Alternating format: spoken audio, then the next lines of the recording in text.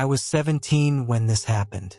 I had just gotten my license a few months earlier and convinced my parents to let me borrow the car to go see a late-night movie with a few friends. We lived in a rural area, and the nearest theater was 40 minutes away through a stretch of forested backroads with barely any streetlights. My parents warned me to be careful and come straight home. The movie ended around 11:45 p.m., and by the time I dropped my friends off, it was close to 1 a.m. I was alone in the car, driving through those winding roads in the dark. There were no other cars on the road, just me and the endless trees pressing in from both sides.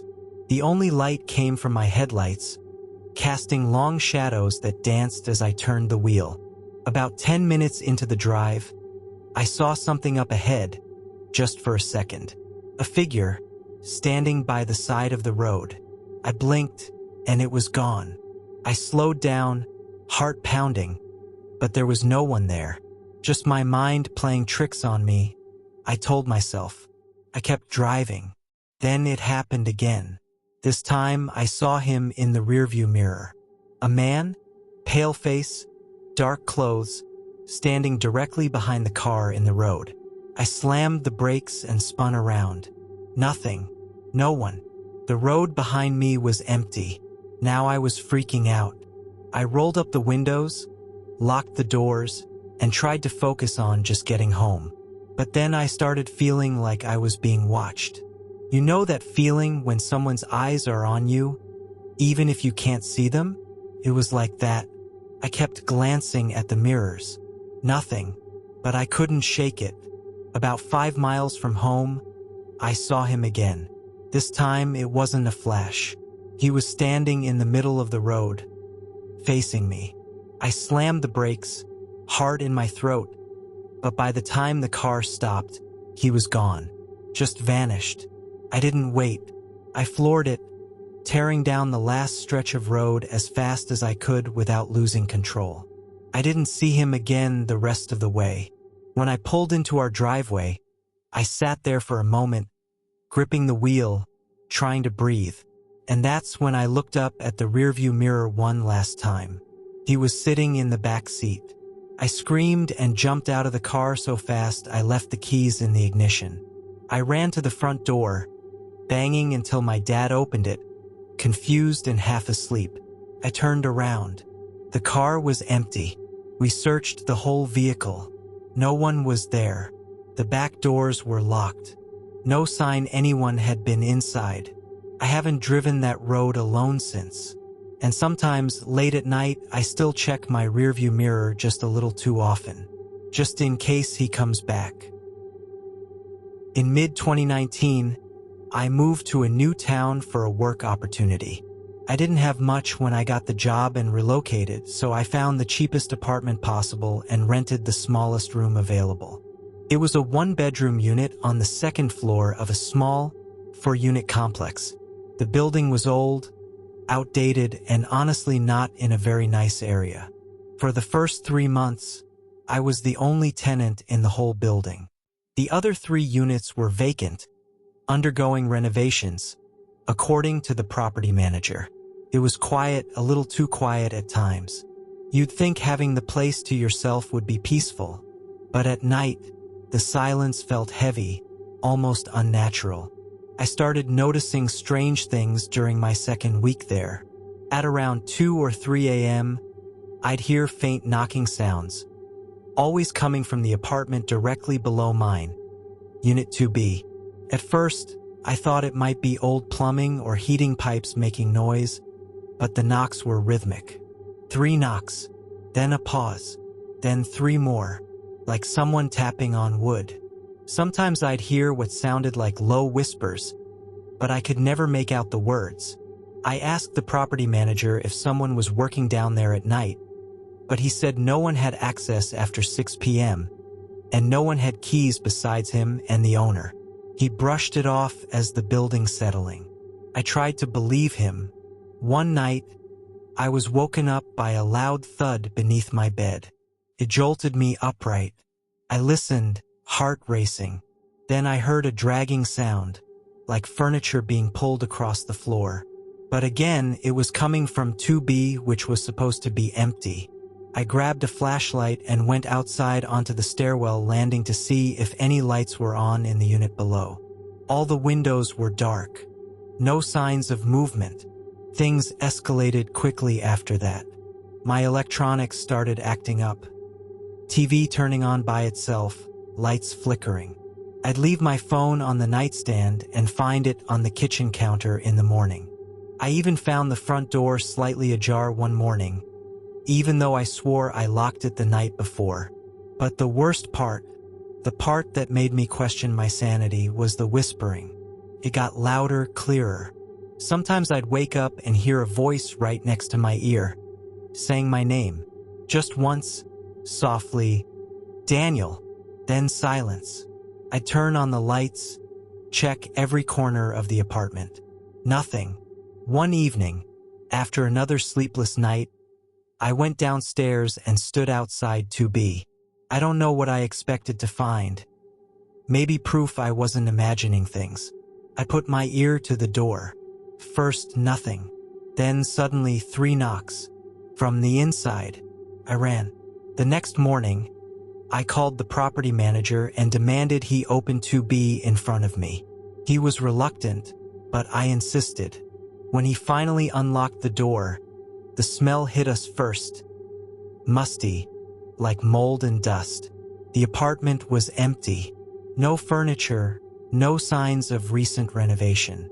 But on the far wall of the living room, scrawled in what looked like charcoal or ash, were 3 words, "I see you."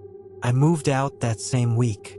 To this day, I have no idea what was in that apartment or what it wanted, but I'll never forget the sound of it knocking back. Back in 2009, I was driving cross-country from Oregon to Pennsylvania. I'd just finished college and had taken a job in Philadelphia, so I packed up my little Toyota Corolla and hit the road. I planned to take my time, stopping to see landmarks along the way. Everything went fine for the first few days. Beautiful scenery, quiet motels, and gas station coffee. Then I hit Nebraska. It was late evening, around 9 p.m., and I was driving along a long, empty stretch of highway near the town of Ogallala. The sun had dipped below the horizon, and all around me was flat farmland and endless fields. My GPS had stopped working about 20 miles back, and my phone signal was gone. I wasn't worried. I had a full tank, and I figured I'd just drive until I found a motel. That's when I saw her. She was standing by the side of the road, thumb out, wearing a light blue sundress that fluttered in the breeze. Long dark hair, maybe in her 20s. She looked out of place. No car in sight, just her, standing alone in the fading light. I slowed down and pulled over. I know what you're thinking, picking up hitchhikers isn't smart, but something about her seemed harmless, maybe even desperate. She got in without a word, just nodded, gave a faint smile, and buckled her seatbelt. I asked where she was headed. She said, "Just down the road. I'll tell you when to stop." Her voice was soft, almost a whisper. She smelled like lavender and old books, if that makes sense. We drove in silence for a while.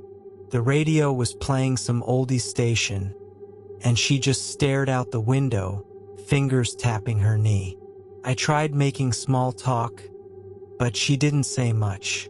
Just short answers, polite but distant. After about 15 minutes, she suddenly said, "Stop here." We were in the middle of nowhere. No lights, no buildings, just fields and a dirt road off to the right. I hesitated and asked, "Are you sure?" She nodded. I pulled over and she opened the door. Before stepping out, she turned to me and said, "Thank you. You're kind." Then she walked down the dirt road and disappeared into the dark. I sat there for a minute, confused. I thought about calling after her, but something told me not to. I drove off, thinking maybe she lived nearby. Maybe she just didn't want to talk. Weird, but not scary. Then, the next night, I was in Iowa, staying at a roadside motel. I flipped on the TV and caught the local news. There was a segment about strange urban legends, and one of them made my stomach drop. It was about a girl named Lila who died in a car crash outside Ogallala back in 1968. She was last seen hitchhiking in a blue sundress. Locals claimed she still appeared to drivers trying to get home. They even showed a faded yearbook photo. It was her, the same girl who sat in my passenger seat. Same face, same smile. I didn't sleep that night. I kept thinking about her voice, her scent, the way she disappeared into the night. I hadn't imagined it. She was real, at least she felt real. But I never saw her again. Every now and then, I wonder if she needed something, if picking her up meant something, or if she was just lost. This happened back in 2012 when I was 28 and working as a forest ranger in Blackwood National Forest, a dense stretch of pine and cedar in northern Maine. The job was straightforward. Patrol trails, check campsites, monitor wildlife, and make sure hikers didn't get lost or start fires. It was peaceful most days, just me, my coworker Tom, and the endless trees. But one day, everything changed, and I still can't shake what happened. Tom was my best friend on the job. He was 32, a wiry guy with a quick laugh and a knack for spotting animal tracks. We'd been rangers together for 3 years, covering the same 50-mile sector of Blackwood. In late October, the forest was quiet, tourist season was over, and the air had that sharp, cold bite. On October 22nd, Tom went out to check a remote trail near Deer Hollow, a rugged area with steep ravines and thick underbrush. He was supposed to radio in by 4 p.m. to confirm he was heading back to the ranger station. The call never came. By 5 p.m., I was worried. Tom was never late. I tried his walkie-talkie, but all I got was static. I reported it to our supervisor, Ellen, who told me to wait until dark before assuming the worst. Maybe his radio died or he'd twisted an ankle. But by 7 p.m., with no sign of him, Ellen called for a search. Me, her, and 2 other rangers, Mike and Sarah, grabbed flashlights, maps, and first aid kits and headed to Deer Hollow. The forest at night was eerie, pitch black, with only the crunch of our boots and the occasional owl hoot breaking the silence. We shouted Tom's name for hours, our voices echoing off the trees. Nothing. No tracks, no gear, no sign of him. It was like the forest had swallowed him whole. We searched for 3 days. Volunteers, local police, even a K-9 unit joined in. We combed every trail, checked ravines, and even dragged a small pond nearby. Nothing turned up. Not a boot, not a scrap of clothing. Tom was gone. The official report listed him as missing, presumed lost. Some thought he'd wandered off and gotten disoriented. Others whispered about bears or a fall. I didn't buy it. Tom knew Blackwood better than anyone. He wasn't the type to get lost. Life went on, but it wasn't the same. I kept patrolling, but every step in the forest felt heavier. I'd catch myself glancing over my shoulder, expecting to see Tom's grin or hear his voice on the radio. Then, about 2 weeks later, on November 7th, something happened that still gives me chills. It was around 1 a.m. and I was alone in the ranger station. A small cabin with a wood stove and a desk cluttered with maps. I was finishing paperwork when my walkie-talkie crackled. At first, it was just static, like a distant storm. Then, I heard a voice, faint, panicked, unmistakable. It was Tom. "Help! Someone's chasing me. He's going to kill me." His words were garbled, broken by static, but the fear in his voice was clear. "I'm in Deer Hollow. Please hurry." Then the line went dead. I froze, my heart pounding. I grabbed the radio and called out to him, but there was no response. I didn't think twice. I called Ellen, who was skeptical, but agreed to organize a search party. By 2 a.m., Mike, Sarah, and a couple of deputies were back in Deer Hollow, our flashlights cutting through the fog. The forest felt different that night, like it was watching us. The air was thick, and every snap of a twig made my skin crawl. We followed the trail Tom had been checking when he vanished. About a mile in, near a rocky outcrop, I spotted something glinting in the dirt. It was Tom's walkie-talkie, smashed to pieces. The antenna bent and the casing cracked. My stomach dropped. There was no way he'd left it like that on purpose. We searched the area for hours, calling his name, checking every shadow, but there was nothing. No footprints, no blood, no sign of a struggle, just the broken radio. The deputy said it was probably kids messing with us, picking up Tom's radio and playing a prank. But I knew Tom's voice. It was him, and he was terrified. We kept searching for days, but found nothing else. The case went cold again, and people stopped talking about it. But I couldn't let it go. Every night, I'd replay his voice in my head, wondering what he'd seen, who was chasing him. I worked in Blackwood for another year, but it was never the same. I'd avoid Deer Hollow when I could, and when I had to go there, I'd feel this heavy dread, like something was waiting. I left the Ranger Service in 2013 and moved to a desk job in town. But I still dream about that night. The crackle of the radio, Tom's voice, the broken walkie-talkie in the dirt. I don't know what happened to him, but I know he didn't just get lost. Something was wrong.